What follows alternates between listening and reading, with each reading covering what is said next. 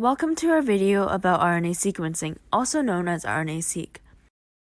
Our video will explain how RNA-Seq can help people, where RNA comes from, the types of RNA created, the RNA-Seq workflow, and the application of RNA-Seq in health and research. Joe complains of breathing difficulty and his doctor orders an X-ray which reveals a lung nodule. The doctor recommends taking a tissue sample and running an RNA-Seq to determine if the nodule is cancerous or benign. Joe asks how the nodule formed and how RNA-Seq can help.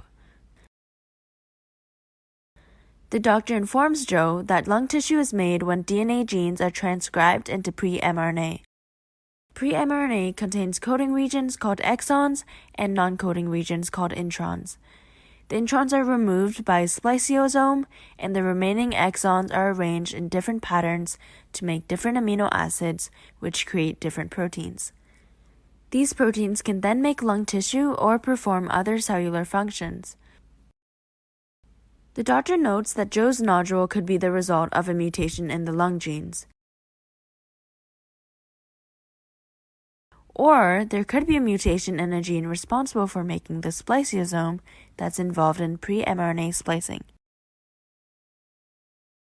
In addition to the protein-coding mRNA, DNA also creates non-coding RNA that can regulate when and how often genes get transcribed. All of the RNA products, known as the transcriptome, need to be analyzed by RNA-Seq. With RNA-Seq, we evaluate what RNA information we need and the cost. Total RNA-Seq sequences both the coding and non-coding RNA. It is the most comprehensive transcriptome analysis and costs the most. However, it is more forgiving of RNA quality than mRNA-Seq. Often, ribosomal RNA is removed by rRNA depletion to focus research and reduce costs. mRNA-Seq is used if only gene coding region information is required. It costs less than total RNA-Seq and requires less starting material.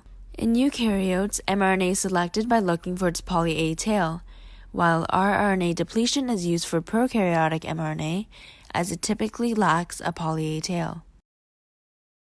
Small RNA-Seq regulates gene expression and can be responsible for transposon defense, while targeted RNA-Seq only sequences select transcripts pertinent to a researcher. We can then either perform an indirect or direct RNA-Seq. Indirect RNA-Seq takes a sample of interest, such as the lung nodule, and isolates its RNA. The RNA is reverse transcripted to make cDNA, which is then fragmented and sequenced using various sequencing technologies, such as Illumina's flow cell. Finally, we have paired end sequences which will be aligned back to a reference sequence, such as normal healthy lung tissue. The reference sequence is compared to sample sequences, and differences are noted to reveal the cause of the lung tissue nodule. Direct RNA-Seq is similar to indirect RNA-Seq, except that step 3 is removed and we do not convert RNA to cDNA, which avoids PCR use and bias. RNA-Seq was made accessible using nanopore technology. Nanopores are placed on a synthetic membrane. As RNA passes through the nanopore, it disrupts an electrical current, which is then analyzed in real time to reveal the RNA sequence. Finally, we consider using bulk sequence, where we sequence all extracted RNA, or we consider using single-cell sequence, where we sequence the RNA produced by individual cells in the tissue sample. With single-cell RNA-Seq, we can compare not only inter-tumor but also intra-tumor differences and immune cell responses to the tumor.